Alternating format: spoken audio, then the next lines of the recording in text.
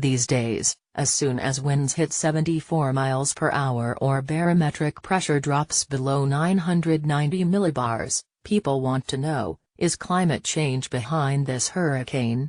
It's an even more pressing question when a giant storm like Harvey is followed by an even more gigantic one like Irma, which itself is being followed by Jose and Katya. Climate scientists continue to wrestle with the connection between global warming and individual storms, but they're more confident than ever that there's some linkage. 1. Is climate change to blame for Harvey and Irma?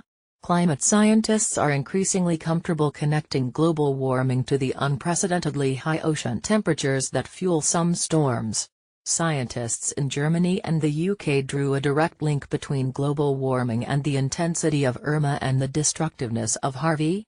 Climate change can't be blamed for the existence of these two juggernauts. There have always been hurricanes, after all, but it does shape the remarkable conditions they're occurring in. The fuel for tropical storms is ocean heat, and each storm's top winds have a theoretical speed limit, determined by how much of that fuel is in their tank. 2.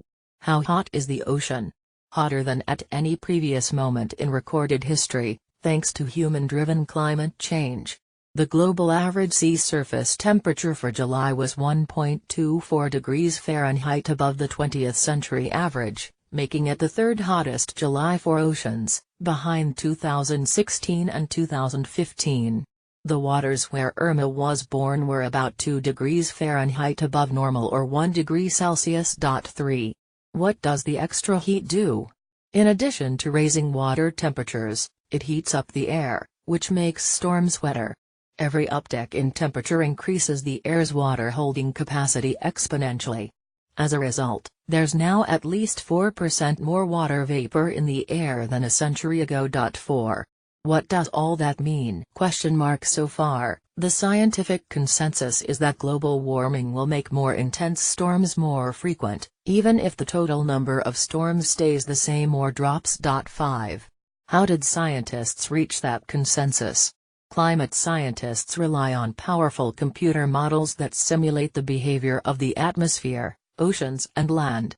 Through testing, they make sure these model Earths can reproduce weather events that have already occurred. Then the models can be used to project into the future.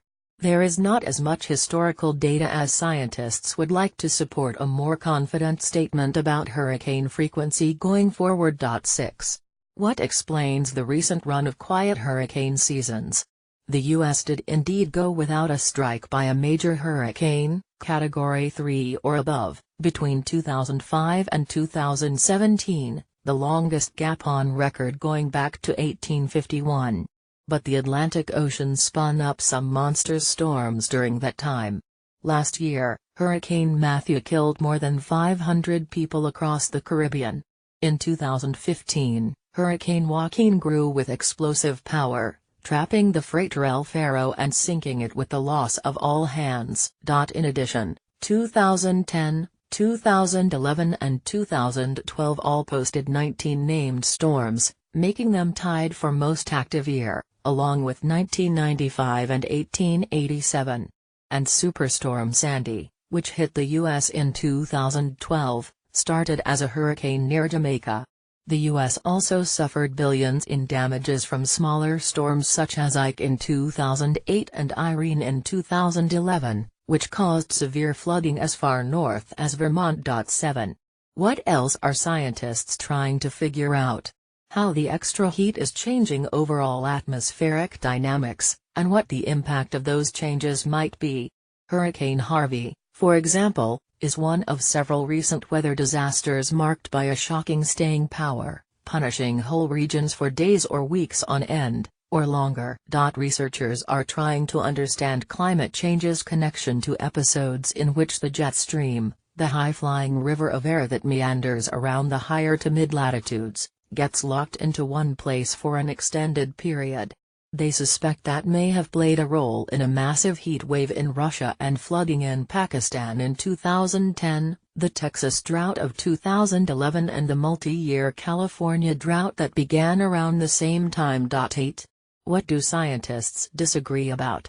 For one thing, how powerful an influence the Arctic, which is warming twice as quickly as the rest of the planet, has on weather extremes in the subtropics.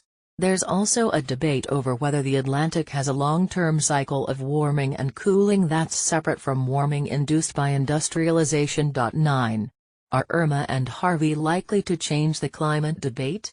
The U.S. quickly went from world leader in global climate diplomacy to an outlier when President Donald Trump walked away from the 2015 Paris Accords, which continue to be supported by virtually all other nations. There is interesting research into behavior and decision-making on climate and other issues. Extreme weather and palpable changes in long-term trends can be influential in helping people understand what's going on. Eve.